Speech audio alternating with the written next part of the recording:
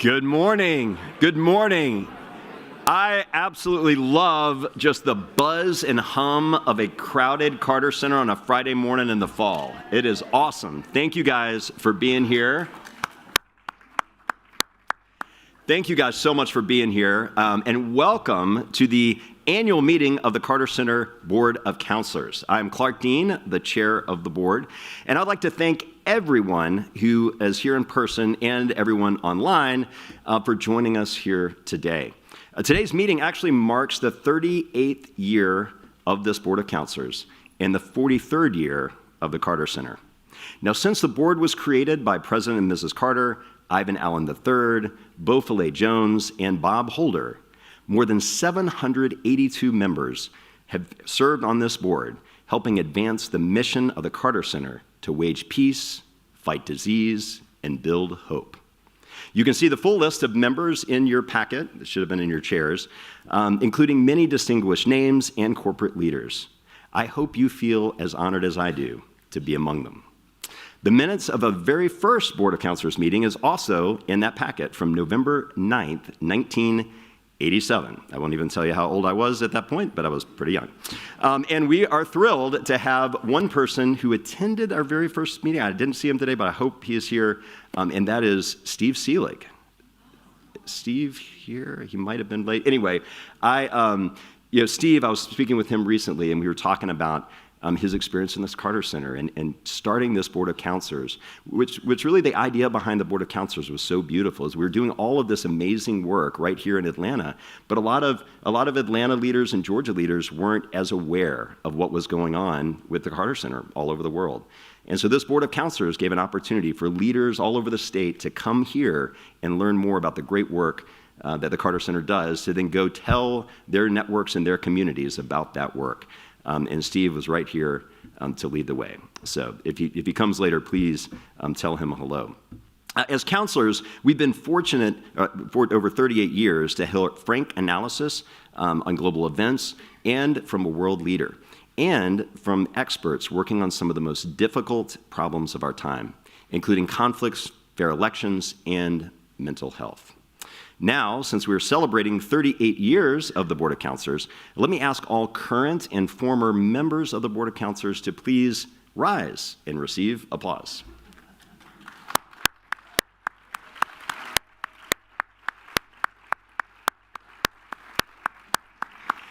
I'm going to let you in a little secret. We love applause here at the Carter Center, and so before we end this meeting, each one of you will have stood up, and those of you online, you can stand up too, and we're clapping for you as well. Everyone will be getting applause today, this morning, so you'll leave feeling really great on a Friday morning. Today will be no different in sense of content and importance. We have speakers including Carter Center Board Chair Jason Carter and CEO Paige Alexander, and 3 compelling presentations on some of the great work being done right here at the Carter Center to impact the world. First, I would like to welcome members of our diplomatic community here in Atlanta, and I'd ask each of you to please stand, and we'll hold our applause for the whole group. We welcome Melanie Moltmann, Consul General, Germany. Rosalynn Cron, Consul General, Canada. Ambassador A.J. Namadina, Consul General, Nigeria. Frank Groom, Consul General, Ireland. Marva Jacobs, Honorary Consul, Guyana. And Kevin Kaspir, Honorary Consul, Latvia.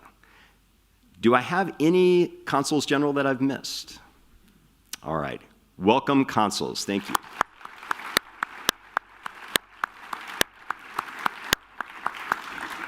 We are also thrilled to have 4 groups that I would like to specifically point out and welcome this morning. First, we have all the way from Columbus, Georgia, and yes, look at the time, they got up pretty early. They're high school seniors.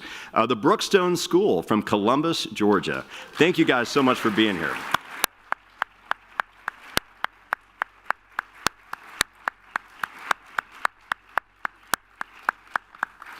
We also have a fabulous group from the Global Leadership Fellows of the World Affairs Council. If you guys could please stand up.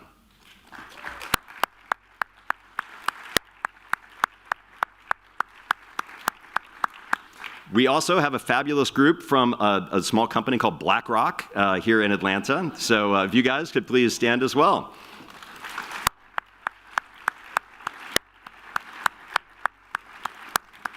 And as always, we are blessed to have a group of folks from the Lions Club. The Lions, I'm a Rotarian, but the Lions Clubs were very special to President Carter, and he often really looked at the Lions Clubs for helping him kind of carry the state of Georgia when he was running for governor. So the Lions Clubs, you guys stand up, please.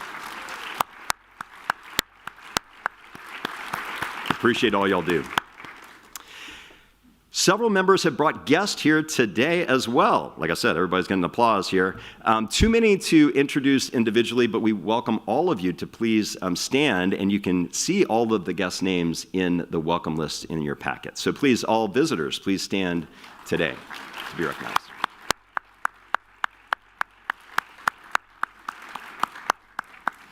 I would also like to welcome Amy Williams, our Deputy Director of the Jimmy Carter Presidential Library and Museum. Amy, there you go. Let me add here, and I'll remind you at the end as well, that Amy has invited all members and guests for a complimentary tour of the museum after our meeting today. It is a fabulous tour. I really hope, if you haven't seen it already, you should see it. If you have already seen it, see it again. It's great just to remember this stuff. But thank you, Amy, so much for that invitation. It is also my pleasure to welcome the Carter Center leadership who have joined us today. We have Matthew DeGallen, Vice President of Communications. Nicole Cruz, Vice President of Development. Dr. Kashef Ijaz, Vice President of Health Programs. And of course, our Board of Trustees Chair, Jason Carter. And our fearless CEO, Paige Alexander. After our meeting today, I welcome all of you to go back out in the foyer for a second coffee service so we can get that buzz and hum going again. Also have a couple of announcements today, one of which is also after this meeting. So this morning from 10 to 11:30, the Carter Center's China Focus Initiative and National Committee on U.S.-China Relations will host a conversation between Ambassador Daniel Crittenbrink and Georgia House Representative Michelle Au on tensions in U.S.-China relations and how they are impacting Atlanta's business, schools, and government. What a great conversation. You guys are invited to join that. So anyone interested in the subnational impacts of the world's most important bilateral relationship, you're welcome to attend that in the Cypress Room. Again, after the meeting, you'll be directed to the Cypress Room, which is a little bit of a maze to get there, so we'll make sure you get there okay if you want to attend that. Also, on October 1st, 2025, the United States Post Office will host the first day of issue dedication ceremony for the Jimmy Carter Commemorative Forever Stamp at the Carter Center. The stamp not only honors President Carter, but also uplifts the history and legacy of the city of Atlanta, of the state of Georgia, and the work right here at the Carter Center. Stamps and other commemorative items will be offered for sale by USPS representatives there at the event. And finally, our last meeting of 2025 is December 12th. So please mark that on your calendar. It will also be my last meeting as chair. So, come, give me a good send-off. Excited to hopefully see you guys all here. And Jim Reed will be taking over next year, which will even be better. So we're excited about that. But now, on with our program. First, we will hear from Karen Ladley, Senior Associate Director of the Rosalynn Carter Fellowships for Mental Health Journalism and the Carter Center-led Mental Health Parity Collaborative. She will present on Rosalynn Carter Fellowships for Mental Health Journalism and Parity Newsroom Collaborative 2425.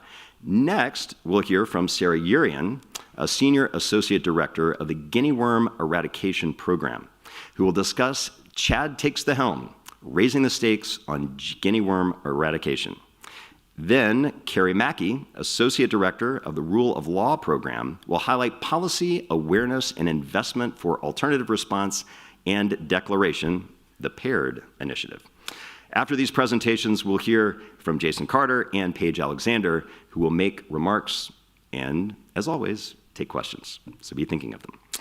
Karen Ladley oversees Rosalynn Carter's Fellowship for Mental Health Journalism and led the Carter Center led Mental Health Parity Collaborative. She previously worked as a broadcast journalist for more than a decade in North Carolina, Georgia, and Pennsylvania, before working for several community colleges, DeSales University, and the University of North Carolina, Wilmington.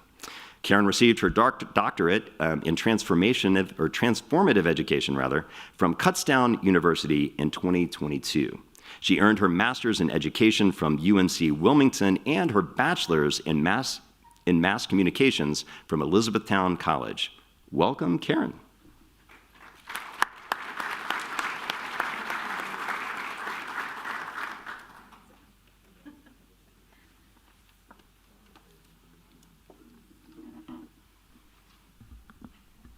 Good morning. Just waiting for the slides to load. I am so honored to be here with all of you this morning to share about two of our media programs within the Mental Health and Caregiver Program. We'll start with the fellowship. The Rosalynn Carter Fellowships for Mental Health Journalism were established in 1996 to provide the training and resources necessary for journalists to responsibly report on mental health and substance use disorder topics. In 29 years since the first fellows were named, we have now worked with more than 300 journalists directly. They've also gone on to become experts, sharing their knowledge with peers, often their students, and their colleagues. We've worked with US-based journalists, but also created fellowships in partnering countries, including programs in Latin America, the United Arab Emirates, and Ireland that continue to this day. In addition, Mrs. Carter's name and legacy have helped attract strong partnerships. We have created the Mental Health Newsroom Guide, which was used to develop many training programs, including one with the prestigious Poynter Institute just this year. The Carter Center and our media alumni work to create a full curriculum which is available to any journalists, including students, who want to learn foundational mental health reporting skills. 3 years ago, the Carter Center was trying to think of different ways to work with even more journalists, and we developed the Mental Health Parity Newsroom Collaborative as a way to reach them. The collaborative consists of partner newsrooms located in specific states. Typically, one reporter and one editor are designated per news organization, and through training and peer networking and mentoring, they address parity issues and mental health treatment access. The states we work with are intentionally selected in partnership with our mental health public policy pillar. Some states are implementing parity pretty well, others not so well. Since 2022, the collaborative members have produced more than 120 news publications, which have shared knowledge with the public. Many stories were associated with policy change, legal measures, increased advocacy, and/or additional news coverage. It often takes time to see the impact and changes, but the collaborative is working every day helping journalists understand these topics and report on them more effectively. Our fellows and collaborative members value the training they receive, which is not provided by our small staff, but by our alumni, our fellowship advisors, and our partners who have many years of experience in these areas. We now have more than 300 alumni, as I mentioned, and they are actively working as journalists, continuing to expand their knowledge in specific areas, including topics like opioid settlements, mental health and veterans, public policy, and caregiving. Both the fellowships and collaboratives focus on very important topics, and while fellows are selected based on a story they pitch in an application to us, we often have a great opportunity to select fellows with topics that resonate with work we're already doing here at the Carter Center. A current fellow who is finishing up her project, Kat McGowan, focused on caregiving this fellowship year. And with the merger of the Rosalynn Carter Institute for Caregivers and the Mental Health Program this summer, it's a very timely topic for us. But Kat did more than cover the topic through her station at NPR. She went above and beyond, soliciting real stories from her listeners. Using an interactive form at the center of the slide, on the station's website. We warned her she might be overwhelmed with responses. She received over 600 within the first month. She's now using that information to create an interactive web portfolio, which will provide resources back to her community. Kat has produced 6 stories, and she has 3 more on the way. In 2023, a colleague in peace programs approached us about adding a fellow who would focus on women and children, specifically in developing countries. At the same time, we had a funder asking us if we'd be interested in exploring climate change through our fellowship and its intersection with mental health. Through those 2 partnerships, we created a new topic-based fellowship that helped us fund reporting on mental health in countries most directly impacted by climate change. Our first call for fellows, just a couple of weeks long, resulted in more than 250 applications. We selected Avit Nadaziga from Burundi, and through a second grant, we welcomed Helen Kabahakya from Uganda, where our global mental health pillar is also engaged and actively working. Avit has published a series of stories on his digital platform, Community Voice, and Helen has now produced a number of multimedia journalist pieces for Solutions Now Africa. She's aired 2 stories with plans for several others, a photo carousel, and other elements to add. Our Mental Health and Climate Change Fellowship continues this fall with Hamad Safraz from the Express Tribune in Pakistan. This work is allowing us to go beyond borders, focusing on people and topics related to mental health worldwide. So we select fellows, we train them, we provide them with resources, provide a means for them to communicate with one another, and we've formalized that in a product coming out this fall that will be an interactive database for them to use to communicate and partner with one another. We also promote their work through social media. We have grown our reach, and we've been able to utilize our partners and their social media to amplify the stories on their platforms. Here are just some of the stories that have posted to our website, mentalhealthjournalism.com. I'll say that one more time, mentalhealthjournalism.com. You can also see our information and link to that site through the Carter Center website. But because we post so many stories from our journalists, we have a separate site to house all of that content. We also help submit for journalistic awards, and then we use social media once again to celebrate those journalists who often do win regional awards. Each year, the fellowship comes together for an annual meeting here at the Carter Center, but we've never met in person with our collaborative.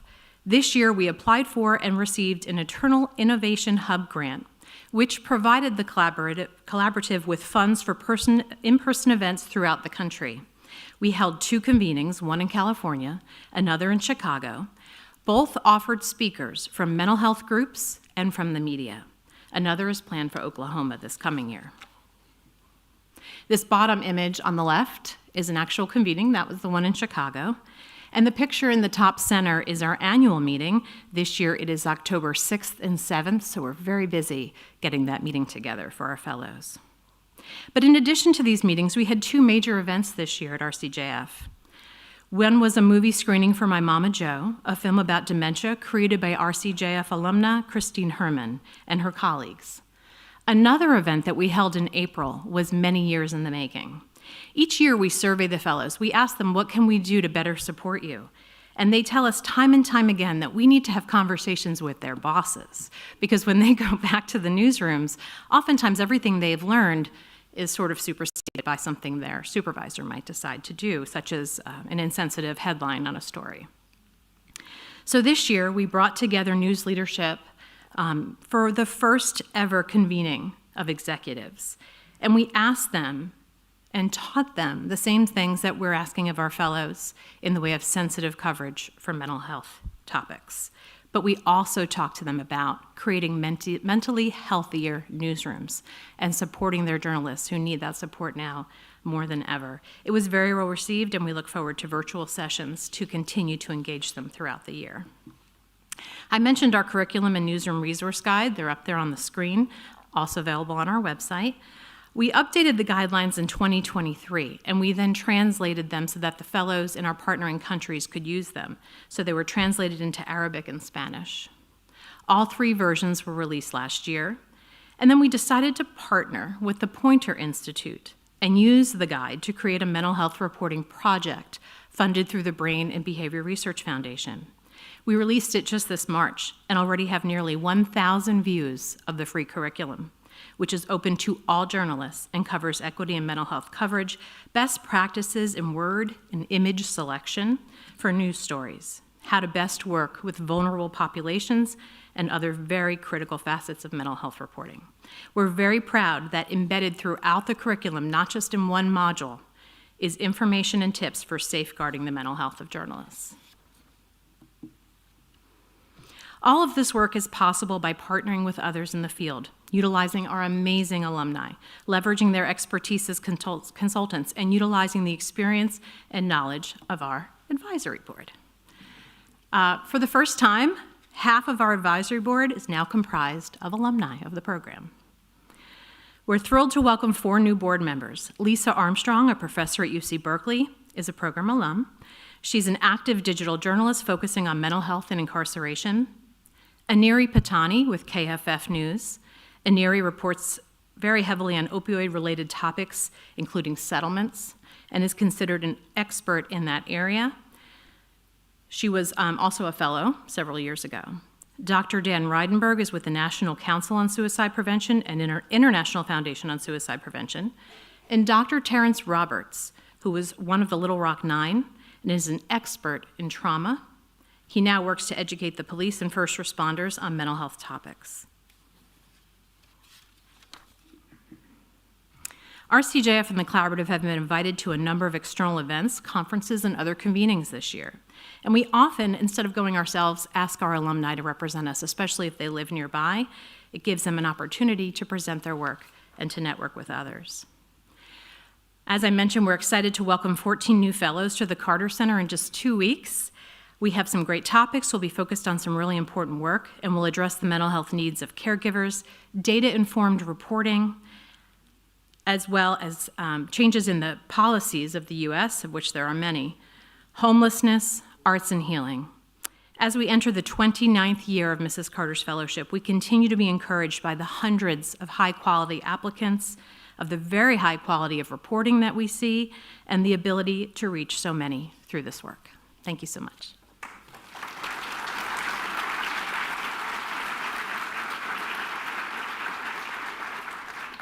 Thank you, Karen. You know, since 2020, a lot of folks have been talking about mental health, but the Carter Center and through Rosalynn Carter has been talking about mental health for a long time, and it's so good to see all this incredible work that you guys are doing to advance those interests. And next, Sarah Urian. Sarah joined the Carter Center in 2016, where she served as the country representative for the Carter Center Health Programs in South Sudan before becoming a senior associate director in May of 2019.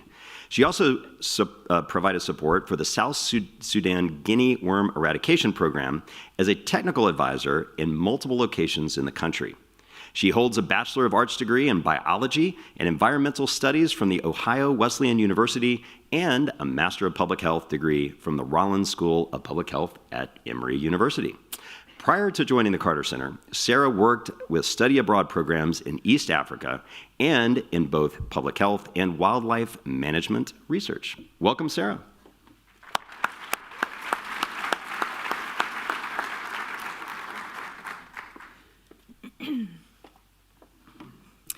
Good morning, everyone, and thank you, Clark, for the introduction. I know many of you are longtime guinea worm warriors, and others may be hearing about it for the first time, so let me begin with a crash course. Guinea worm disease is a parasitic infection contracted when people drink from stagnant water sources containing tiny guinea worm larvae. Inside the body, the worm grows for the next year until it's about 3 feet long and then emerges through a lesion on the skin.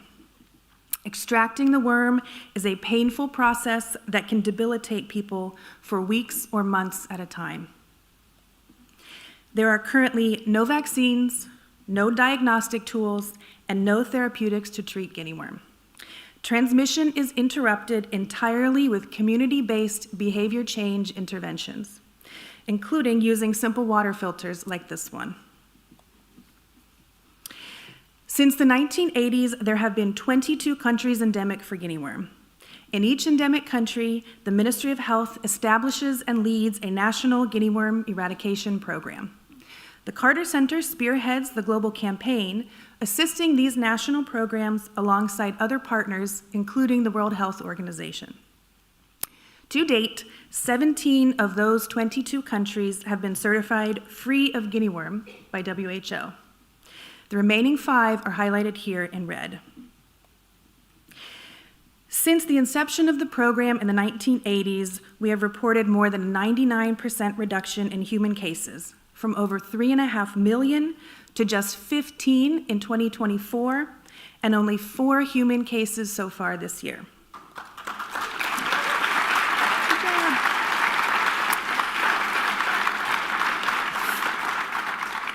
It's impressive work. But a core challenge in the last mile of this campaign has been the emergence of guinea worm in animals, primarily in domestic dogs in Chad. The worms infecting animals are the same that infect humans, so transmission must be interrupted in all hosts to achieve eradication. Today, we have good news to share from Chad. In 2019, Chad was the most guinea worm endemic country in the world, reporting a majority of infections. To address this, the national program doubled down and refocused their efforts on expanding surveillance and intensifying interventions targeted at dogs. And it worked. In 2024, Chad reported its 5th consecutive year of reductions in dog infections, going from almost 2,000 infected dogs in 2019 to only 234 in 2024, and just over 100 so far this year. Today, I'd like to share one part of their impressive story. The achievements in Chad and of the global program are the result of the dedication and cooperation of individuals from the grassroots to the highest levels of government. Political will has always been required to ensure that guinea worm is treated as a national priority in endemic countries. When President Carter decided to take on guinea worm eradication, he used his relationships with leaders in endemic countries to educate them about the devastating effects of the disease and what would be required to stop it. Similarly, in Chad, achieving 5 years of reductions in dog infections has required leadership, prioritization, and close monitoring of activities by the Minister of Health as well as regional and local leaders. Sustained and reinvigorated political engagement is more important than ever at this point in the campaign. Global momentum has been building in recent years, starting in 2022, when Chad and other guinea worm endemic countries gathered to sign the Abu Dhabi Declaration, reaffirming their commitment to eradicate guinea worm. The event was hosted and witnessed by the United Arab Emirates, as well as the Director General of the World Health Organization and our own Jason Carter. Chad was particularly inspired by the Abu Dhabi Declaration and cascaded the idea to local leaders. So governors of remaining endemic regions in Chad signed the Jamena Declaration, recommitting themselves to prioritizing guinea worm eradication within their own communities. At the same time, Chad recognized that cross-border transmission of guinea worm poses a threat to their progress. In 2024, the Prime Minister of Chad invited ministers of health from bordering countries of Cameroon and Central African Republic to discuss the scale-up of cross-border surveillance and collaboration among the 3 countries.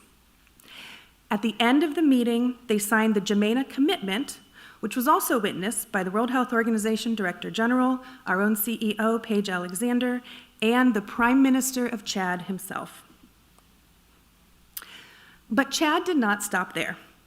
Recognizing the need for additional engagement at the global level to accelerate efforts and address the special challenge of animal infections, in 2024, Chad proposed a new World Health Assembly resolution on guinea worm eradication. The World Health Assembly is the decision-making body of the World Health Organization, and resolutions are politically binding agreements that establish global health goals, policies, and actions. Eradication of guinea worm was set as a global health goal through a WHA resolution in 1991. When we are successful, guinea worm will be the second human disease to be eradicated. Smallpox was the first, and the first to be done without the use of a vaccine. But adoption of a resolution by vote at the annual World Health Assembly meeting is the final step in a lengthy process. Chad, sponsoring a resolution for the first time, had to first identify other WHO member states interested in co-sponsoring the resolution. So in October of 2024, the Chad Minister of Health, together with the Chad Permanent Mission in Geneva, where the World Health Organization is based, began sharing the idea of a guinea worm resolution with other invested member states. Now, I want to also share that in 2023, the Carter Center gained status as a non-state actor with WHO, allowing us, among other privileges, to advocate for proposed resolutions with member states and even speak on the floor of the WHA. So when Chad shared their intent to put forward a resolution on guinea worm and requested our support, we acted quickly and began advocacy efforts across the guinea worm networks and even sent delegations to Geneva to assist. By December of 2024, at least 5 other member states joined Chad as co-sponsors, and several others pledged their support.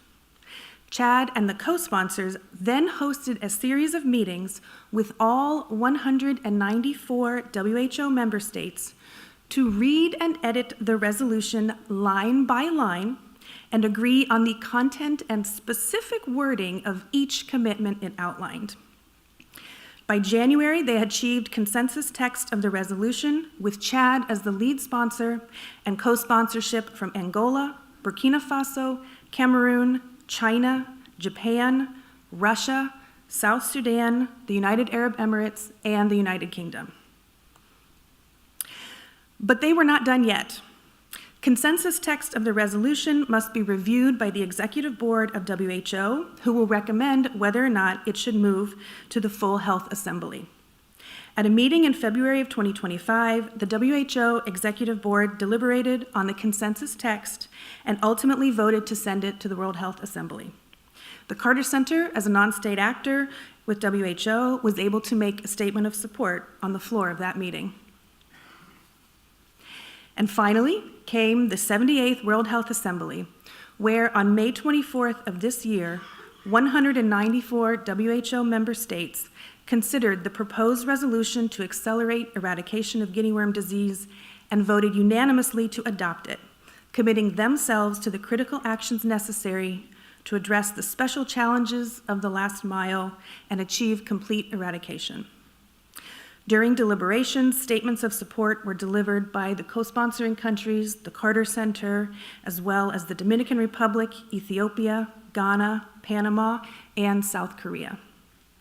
Some of the Councils General here today encouraged their governments to speak in support of the resolution and even joined as co-sponsors. So I would like to also recognize and appreciate their important efforts, without which this would not have been possible.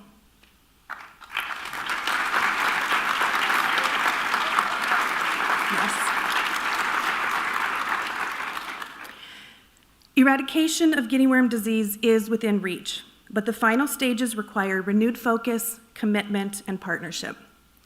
The Republic of Chad has emerged as a global leader in this effort, going from the world's most endemic country to 5 consecutive years of reductions to first-time lead sponsor of a World Health Assembly resolution. They have demonstrated the leadership and action required to get the job done, including a little positive pressure on the other endemic countries as they compete to reach zero first. We are proud to stand as a steadfast partner to Chad and other endemic countries as they ensure future generations will be free from the pain and suffering of guinea worm disease. Some of you may have been here last night for the Atlanta screening of The President and the Dragon, a powerful new documentary chronicling President Carter's decades-long fight against guinea worm. I'd like to close today by sharing the trailer for the film. Additional screenings took place last week in Paris at the Sciences Po, in London at the Wellcome Collection, and preview screenings took place this spring in Los Angeles at the Academy Awards, and New York City at the Lincoln Center. The independent film is the work of Walid El Tayeb, a Sudanese filmmaker based in Dubai, along with his creative team and Touchline Productions. So following the trailer, Clark will share some additional exciting news about the film. Thank you.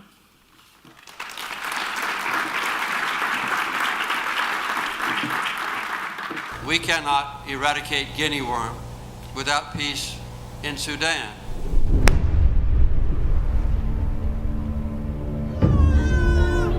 The guinea worm is a monster.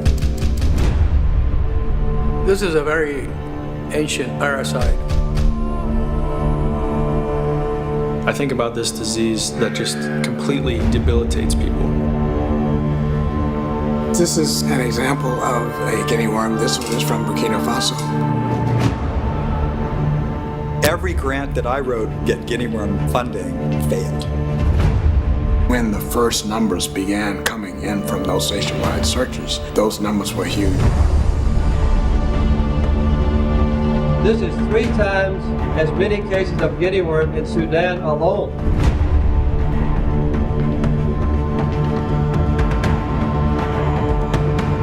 It's a matter of life and death.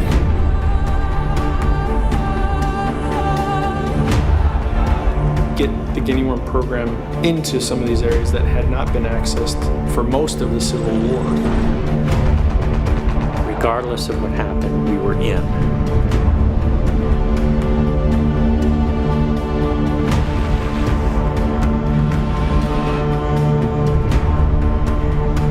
Our people deserve better. They don't deserve guinea worm.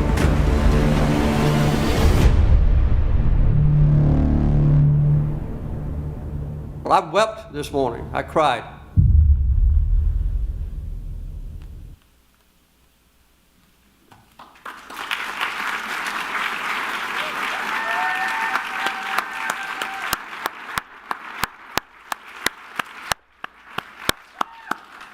Wow. Thank you, Sarah. Let's get it to 0. Amazing, amazing. I am excited to announce that The President and the Dragon will be available through Amazon Prime starting October 1st on what would have been President Carter's 101st birthday.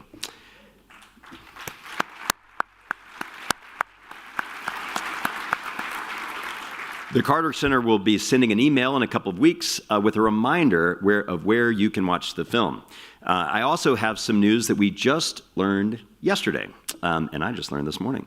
Our friends at Georgia Public Broadcasting have agreed to air The President and Dragon twice this year. Dates have not yet been determined, but it will likely be once in November and once in December. Now, you may recall that GPB aired the Emmy Award-winning Jimmy Carter 100th birthday concert at the Fox Theater. We really appreciate Georgia Public Broadcasting so much, and am thrilled to collaborate with them again on such a powerful film. So thank you, guys. You can also learn more about the Carter Center on the Carter Center website and social media platforms. Please share the news with your friends and networks. It's an amazing story of President Carter's leadership and vision and the guinea worm warriors who brought this terrible disease to the brink of eradication.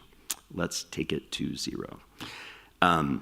Next, we have Carrie Mackey, who is the Associate Director of the Rule of Law Program. She manages the program's various projects that aim to advance transparency, accountability, and access to information, particularly in Liberia. Carrie received her master's degree in political science with a concentration in international relations and comparative politics at the Georgia State University, where she also graduated summa cum laude with a Bachelor of Arts in political science. Previously, Mackey served the board of directors of Segal Radio, a community-based nonprofit organization that broadcasts weekly radio programs in the native languages of Atlanta's largest refugee and immigrant populations, and worked for 4 years as an assistant project manager in the private sector. So welcome, Carrie.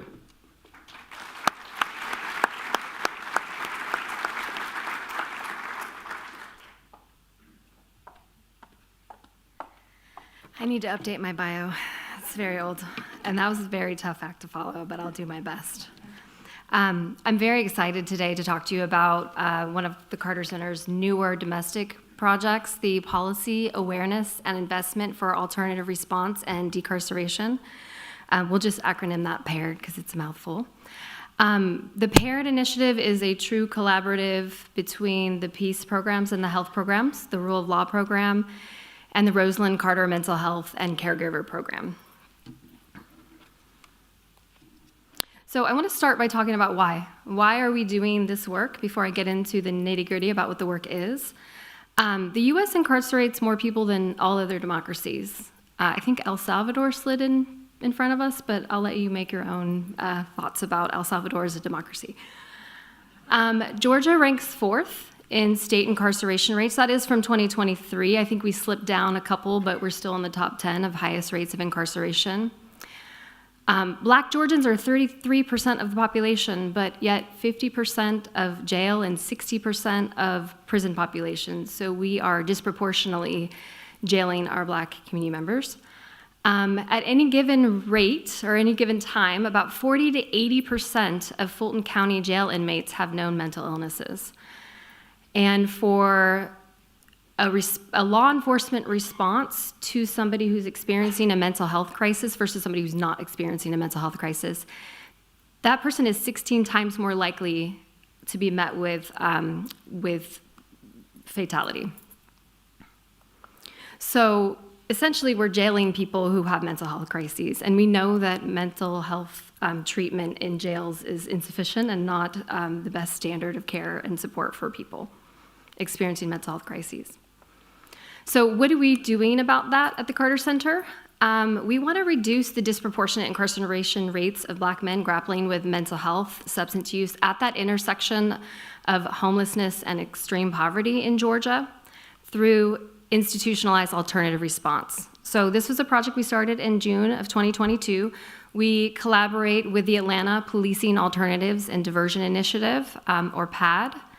And then earlier this year in 2025, co-creating with PAD, we developed PAIRD, which is a 5-year project to hopefully expand alternative response beyond our backyard of Atlanta and Fulton County across Georgia. And we're currently fundraising for that. So let me back up a little bit and talk about alternative response or diversion. There are different ways we might divert somebody experiencing a crisis. And when we talk about a person who can be diverted, we're talking about somebody who is at risk for committing a low-level, nonviolent charge or crime. And I air quote crime because it's questionable whether these things should be crimes, but think about loitering, panhandling, urban camping, etc. So in our backyard, we have the Center for Diversion. It is a collaboration between the City of Atlanta and Fulton County. And when a law enforcement officer encounters somebody experiencing one of these quality of life issues, if you will, they have an option. And if anybody calls 911 and a law enforcement officer comes out, that law enforcement officer has an option. They can divert the person to the Center for Diversion, where they will receive treatment, services, support, fresh clothes, shower, food, meal, temporary housing perhaps.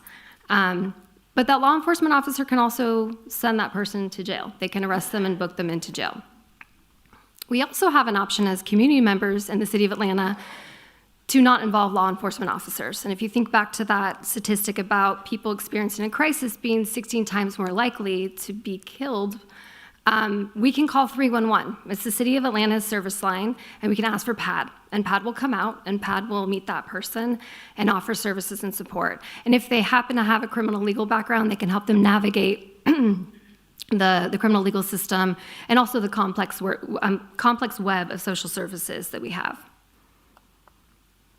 So again, community response works. We see somebody in crisis, we call 311, PAD comes out.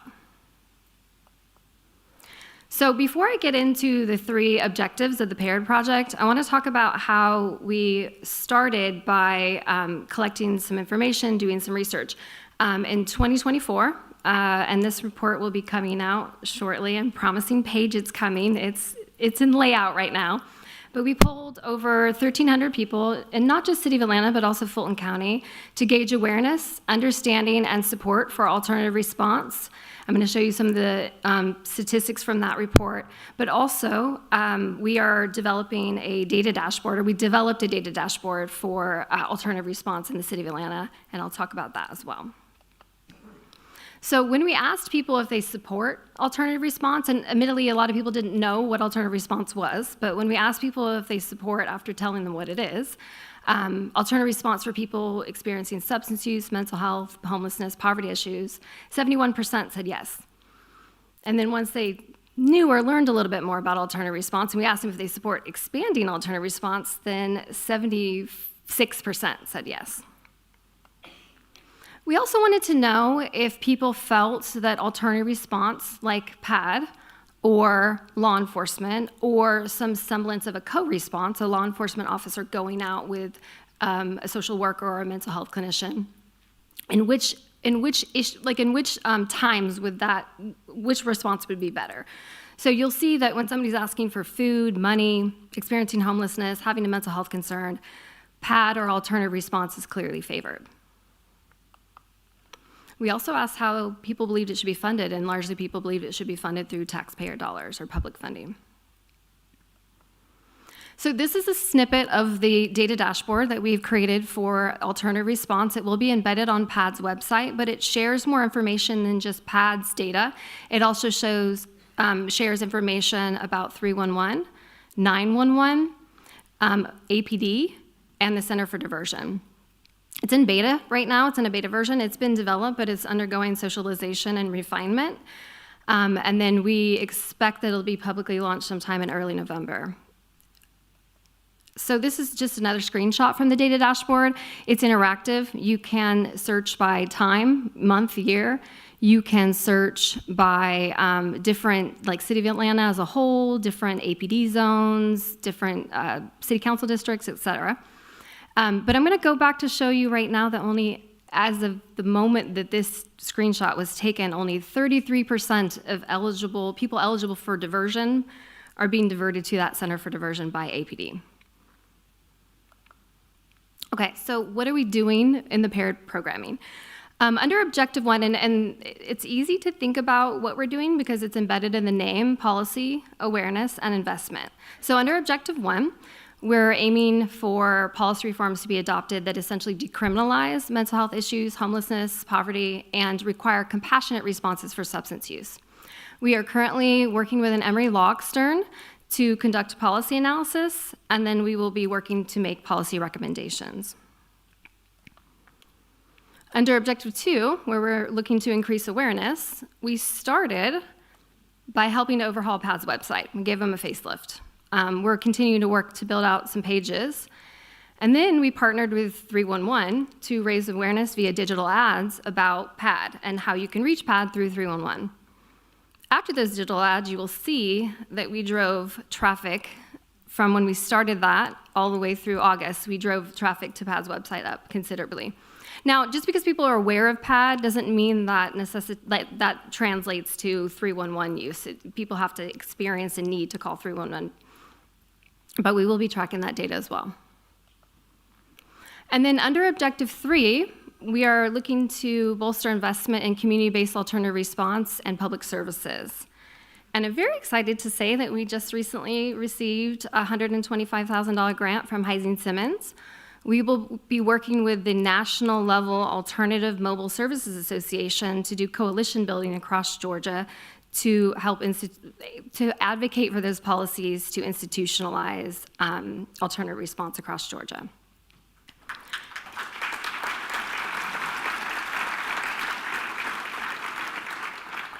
And we also have received funding, and we're very grateful for the funding from Southern Company Foundation and Atlanta Foundation.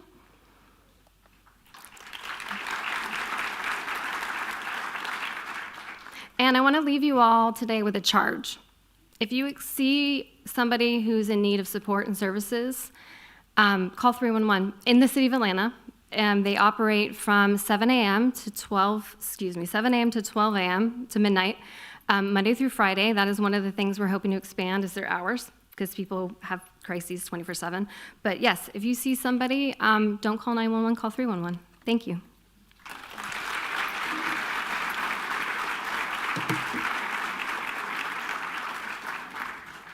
Thank you, Carrie. And it's a great example of how the Carter Center, has learned to do community work around the world and is now bringing it right here to Atlanta. So thank you so much for that. Really important work.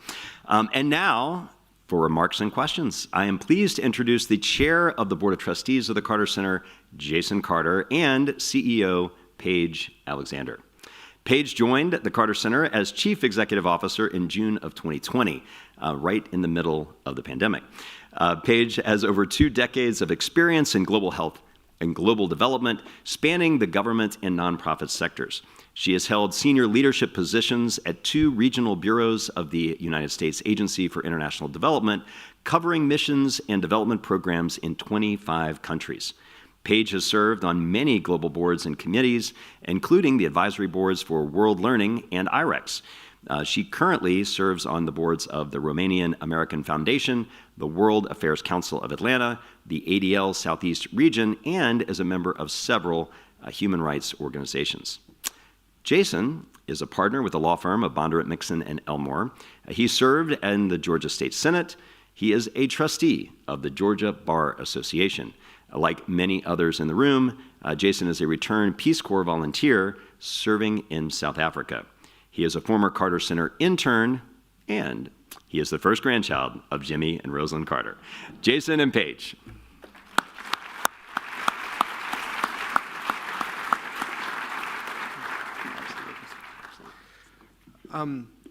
Paige and I both have sort of real reports before we take questions. But before we get to those reports, I just wanted to say a couple quick things about this program today. Number one, I hope that all of us, if you look in your programs, can aspire to be like Carolyn Donnelly, who has so many guests with her that they listed them separately. And I know some are her parents, and she's a family member of mine, but it's wonderful to have all of you here, and it's also wonderful when folks bring guests. So thank you very, very much to all of the guests who are here and to everyone else for helping spread the word. Two brief things, or 3 brief things about the agenda that has gone on today, and I hope folks will have questions about it. It is just remarkable to watch the transformation of how we've handled mental health and the impact that we've had on the way that we talk about it. As Clark mentioned, in the last 5 years, so much has changed, but the way we talk about mental health in our public discourse is so important, and it's important in so many ways and in so many issues. And so it's wonderful to see the layering that has occurred in that program over the last years to see the broad impact that it's had. And Sarah Urian,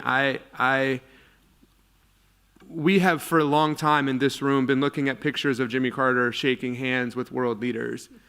The fact that the government of Chad, and this is a country that many of you probably never heard of, but this is the fact that they have stepped forward onto the global public health stage to take leadership because they're inspired by their own success is such a remarkable change in what world leadership looks like and in what it means for a country in Africa that is undeniably a poor country to stand up and say we can lead on this public health issue is an incredible, incredible moment. And I know it took an enormous amount of work, but just to acknowledge for a second what a transformation that is in those communities, and the self-understanding of their ability to succeed is really the goal of the Carter Center's programs, and that is something that I think we should and continue to celebrate, so thank you for that.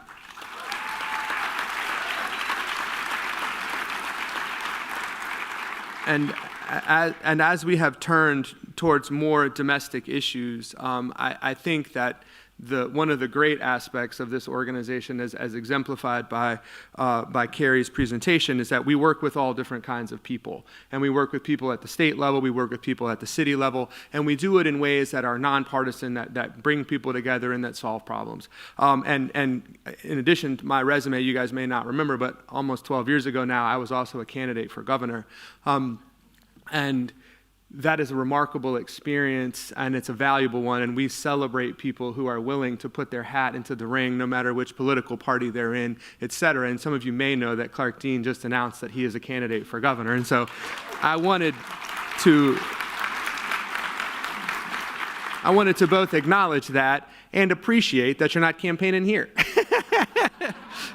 Because, as you know, this is nonpartisan, but we do welcome all political backgrounds and all of the folks to come and have a real discussion. So with that, we appreciate you, and best of luck, Godspeed on what will be the journey of a lifetime for sure. It is a remarkable, remarkable experience to learn about yourself and to learn about this state that I love and that you love. And so I wish you the best in that. And with that, I'm going to let Paige give her report, and then I'm going to come back and give mine. Yeah, thanks, Jason. And I don't really have much of a report. We're going to do a little bit of a slideshow and talk about what we've been doing recently, like for me in the past couple of weeks, and leave time for questions.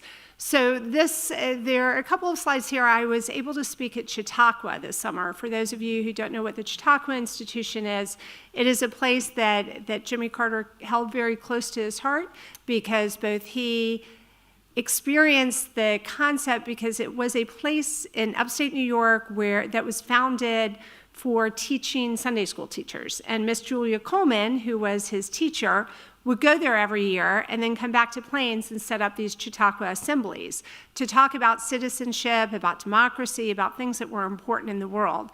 And so being invited up there, I said to the people at Chautauqua, it was akin to, this was a place set up to train Sunday school teachers, and now we are a place that was founded by Sunday school teachers. So for us, this was a real coming together after 150 years of the Chautauqua Institution. So I went up, I was invited to speak on authoritarianism. I gave 2 different talks. This one, I look at this and I laugh, because as I got off stage, I said to my husband, I've never spoken for 45 minutes straight. And he's like, yes, you have. But this was talking about authoritarianism, and I'll tell you, Chautauqua, it does a very good job on social media, but some of their social media talks get, 1,000 rewatches. There were a couple thousand people in this audience.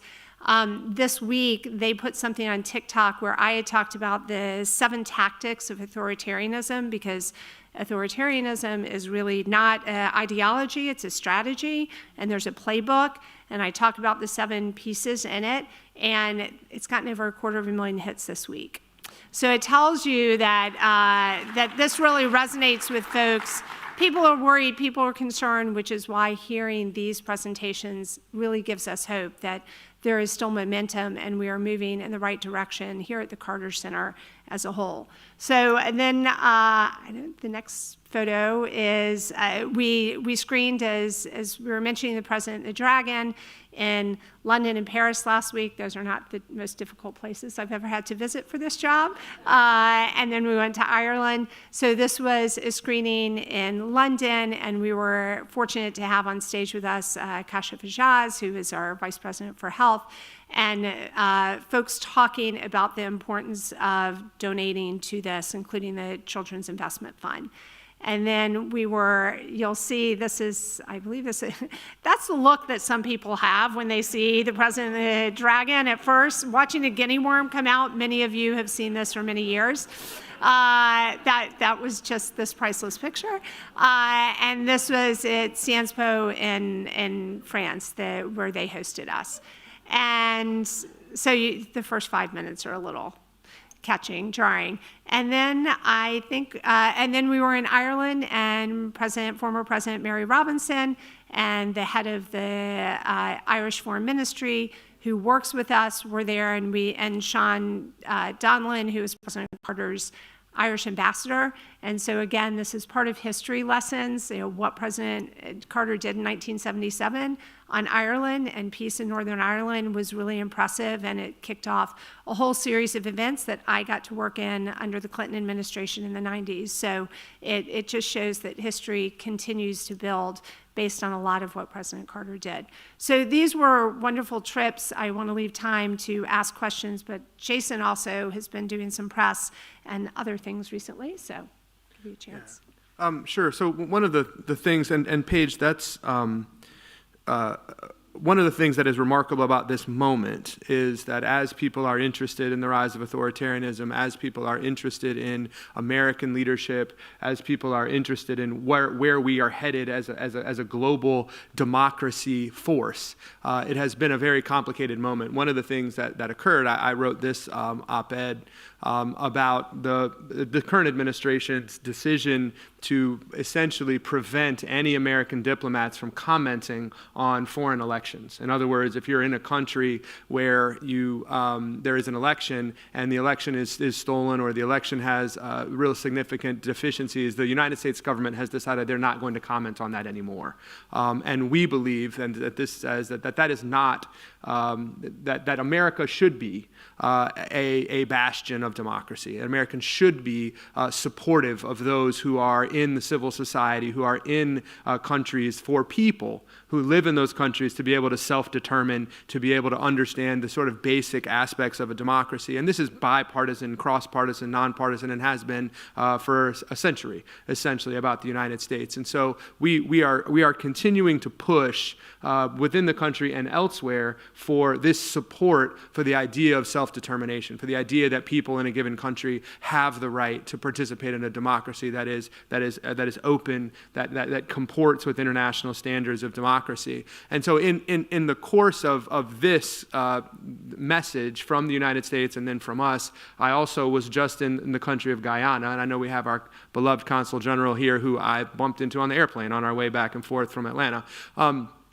Guyana is an example of a country that the Carter Center has worked in for literally 40 years, and the 30 years, literally 30 years. But over that time, it was one of the very first elections that the Carter Center ever observed in a country that has significant racial polarization, significant issues in their democracy, but that are all familiar to us. And it is also a country that is fundamentally believes in the people's ability to pick their own leadership, to participate in their government. And what we have seen over the last several years is that while the Carter Center has been there for 30, 8 or 9 years ago, Guyana led the earth in new oil and gas finds. And all of a sudden, everybody's interested in Guyana. And, for example, there is now a daily flight from Houston to Georgetown, and that didn't used to happen.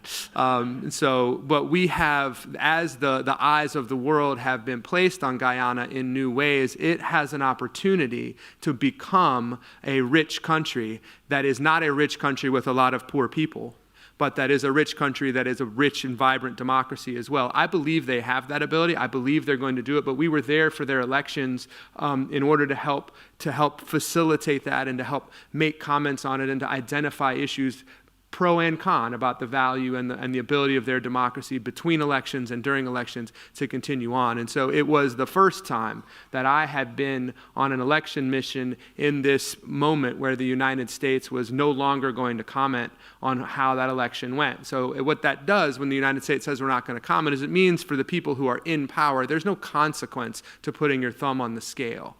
And so the fact that we had an excellent election or a good election in Guyana that, yes, has issues that we have to address in the interim, we have to come back to ensure that they're there, we still had an election that we were able to make a comment about its compliance with international standards. We have to find ways to continue to promote democracy, and Paige's trip to Europe is an example. The things that are happening in Guyana are examples of who can continue this leadership no matter what is happening within the specific policies of the State Department of the United States. And so with that, we have a short video. You have another. No, you have one more. No, I don't. Oh. Yeah. I took it out. You took it out. Yeah. I said some other things too, but they were more specific.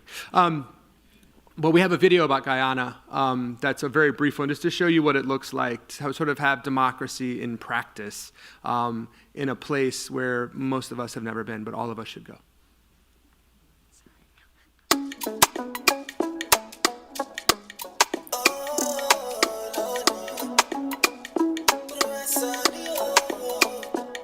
But do my shima, I'ma get in my shima. I don't put my weight in my. Say my caliber, I'm a waiting, no, but a winner. Wait fit on man to sinner. Oh baby, pull up in my bima. You know promise and in a way, oh no. Ooh, people, when I relate, oh, I said the bad just take baby. I'm a you late, oh. I say, wait, people, when say we late, oh. I said the bad just take baby. When I be made, oh.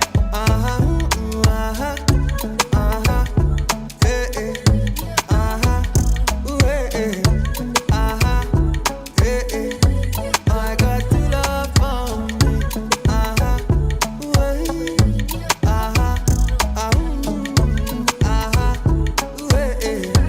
I got to love. Chad Malin ain't no ghostwriter. How I they give them better lamba? Pull my weight, ain't no boss tighter. Oluwa too much, oh. Oluwa too much, oh. Man just they ask for you see love on me. Baba you too much, oh. Man still they ask for you to love. Ooh, people, when I relate, oh. I saw the bad just take baby. I'm a you late, oh. I say, wait, people, when say we late, oh. I saw the bad just take baby. When I be made, oh.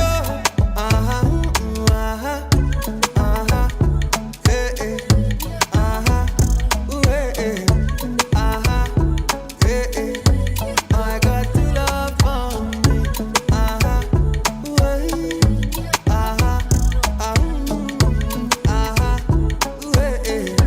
I got to love.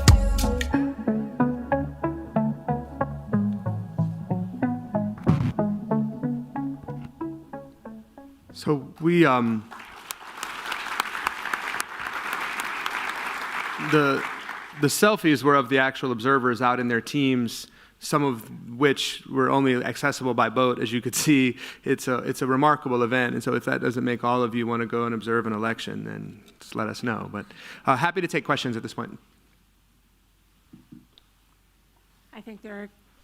And please, yeah, a mic here, a mic there. If anyone has a question, we're happy to take it for a few minutes. Good morning, Kashi. Good morning.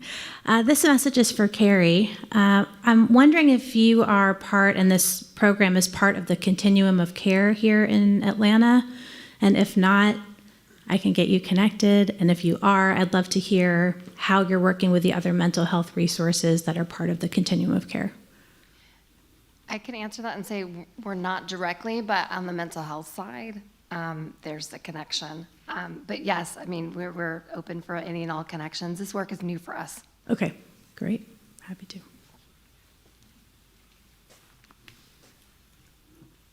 Hello, I'm Wes Gifford with the Atlanta Lions Club.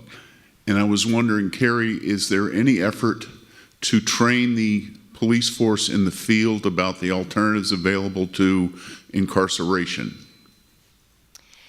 Yes. So not directly by the Carter Center. The Carter Center has had the good pleasure of attending the last two quarterly meetings of the Fulton County City of Atlanta Justice Policy Board. And in that group, their aim is to reduce the jail population.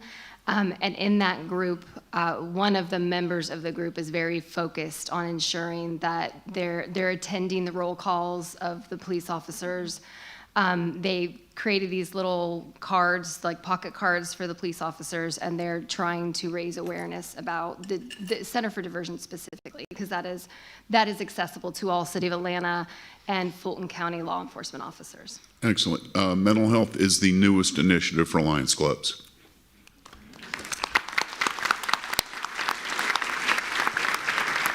We'll definitely be in touch with the Lions Clubs. Thank you very much. The Lions, for those of you who know or don't know, the Lions Clubs have been, and Lions Clubs International have been one of the biggest supporters that the Carter Center has had over the years of our trachoma control programs in a variety of other ways, and have been a remarkably important partner. So thank you all for that. Let's go here and then there.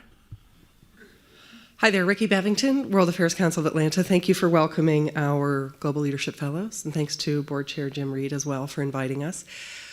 This is not a partisan question, it's a practical question. With the loss of federal funding for global health and other important programs abroad. How is the Carter Center and really actually the private philanthropic community around the world filling the gap? So I'll let Paige answer that for the most part. Number one, I think some of you know the Carter Center itself has been well suited because the impact from the dramatic United States government cuts have been really limited. The Carter Center had a very small part of its budget that was funded by the United States government, and we now have decided we're taking no funding at all from the United States government. And so we have been able personally to weather the storm. What's happening elsewhere with respect to the World Health Organization and with respect to the reduction from many governments, not just the United States, but a pullback, is that you have strains, significant strains on what people are able to do, and that has impacted the Carter Center at least in a few ways, because while we may be healthy in a place like Ethiopia, northern Ethiopia, Amhara, the implementers that are much more dependent on that type of government aid have been in trouble, and so we have partners where we have had to step in or been able to step in and assist directly in taking care of some work that needs to get done, but to find a sustainable answer to that is a very complicated question. That is Paige's job. You saw how I tried to back off when you said it's not a political question, which from Ricky means it's going to be political. So I would just say, as Jason said, 10% of our budget was funded by the U.S. government. And because President Carter was nothing if not cautious about money, we are in a good position because so many of you and folks that have been part of the Carter Center for so long are individual donors. And so we are very fortunate in that. We have worked collectively with CDC. We've worked with other organizations. I think the tail of this is really not going to be felt until the new U.S. government fiscal year at the end of September. And so we are already seeing in all the countries we are in, we are seeing medications that are sitting there being wasted, and they can't be shared. We can't do these mass drug administrations. We can't do everything that is out there, but with Jason's help and the board's help, we are meeting the moment in places that we're not in, like Mozambique, so drugs don't go wasted, in places in Ethiopia where we are not, but other NGOs are. But it's a very, very difficult time right now, and this is why all of us really need to lean in. You know, there are ways to live within a tragedy, and for what we see in the global health field, this truly is a tragedy. And so taking personal ownership, doing what you can, supporting groups, to be honest, like ours and like others that might be in your philanthropic interest, is such an important time now, because the U.S. needs to stand. We need to stand with our partners that we've had in Guyana, that we've had in Chad for all of these years. And so this is the space that I think people need to come together. We're looking for efficiencies. You know, sometimes don't waste a good crisis. This is absolutely a crisis. And even though when they were reading my CV, which true, like Carrie's mind's a little old and off, you know, when you look at IREX and World Learning, those are two organizations that we don't know if they're going to exist, and I've been sitting on their advisory boards forever.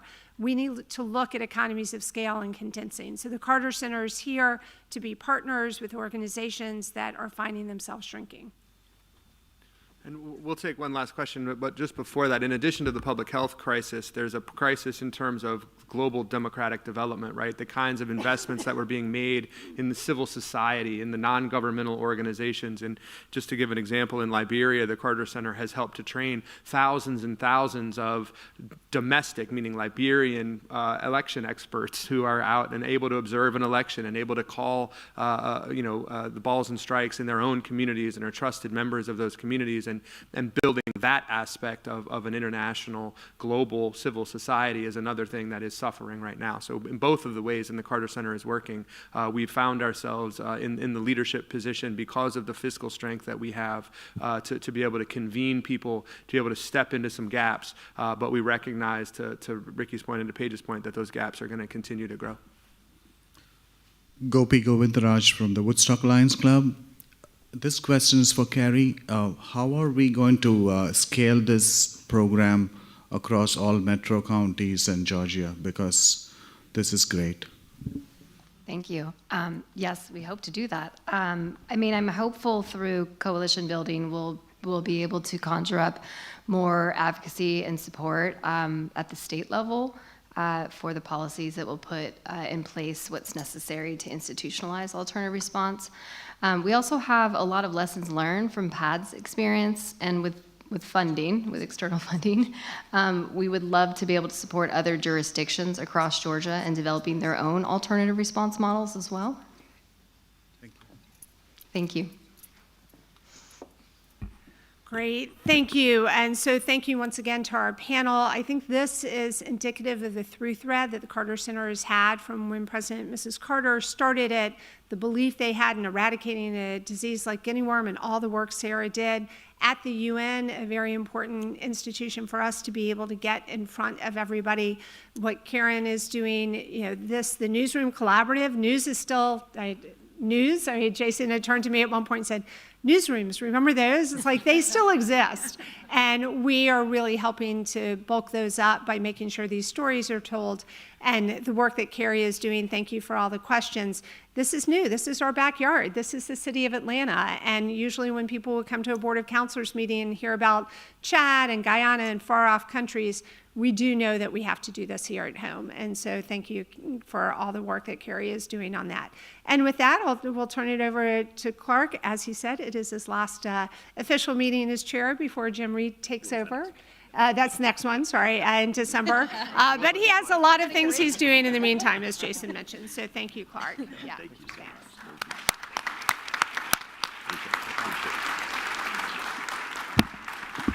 Thank you, guys, and glad that I'm not getting the early hook, but no, thank you, Jason, and thank you, Paige, so much, and thank you to all of the panelists. Before I close, I would like to remind you that the Carter Center asks its Board of Councilors to do only 3 things. First, attend meetings like you've done here today to stay informed and help us grow this amazing community of mission-driven leaders who not only care about the state of our world, but also take action. Second, tell your friends and network about the great work the Carter Center is doing to wage peace, fight disease, and build hope around the world. And with that in mind, look for the Carter Center's posts on Facebook and LinkedIn highlighting today's meeting with the hashtag CarterCenterBOC. Please share with your networks and spread the word, especially the Carter Center's dedication to hope and peace, which is something we need now more than ever. After today's event, Ursula Hamilton will circulate an email with links to photos and a SharePoint page. Early next week, all the photos for the event will be made available for you to share and post and get to revel in. And third, consider ways that you and your friends can raise funds to enable the kind of programs you heard about today. As Paige mentioned, great work, and it takes a team, it takes a community to make this work possible. The Carter Center staff are here to help find impactful ways for you to get involved, whether it's hosting a small gathering, becoming an Ambassador Circle member, sponsoring events, and many, many more opportunities. We want to make sure we tap into the incredible brain trust in this room and support and appreciate the support, certainly, that all of you have already done to support the great work here at the Carter Center. Finally, let me remind you that we got coffee again in the lobby, so we can keep that buzz going. Remember also to take a tour of the Presidential Library if you've not done that. If you've already done it, do it again. It's fantastic, never gets old. And again, there's that special program that's also on China across the way. We hope to see you back here on December 12th. Again, mark your calendar, December 12th. That will be my last meeting as Board of Councilors chair. And we'll get all of the bios updated as well to make sure we don't mess that up, sorry. And with that, we are adjourned. Thank you all so much. Enjoy the Friday.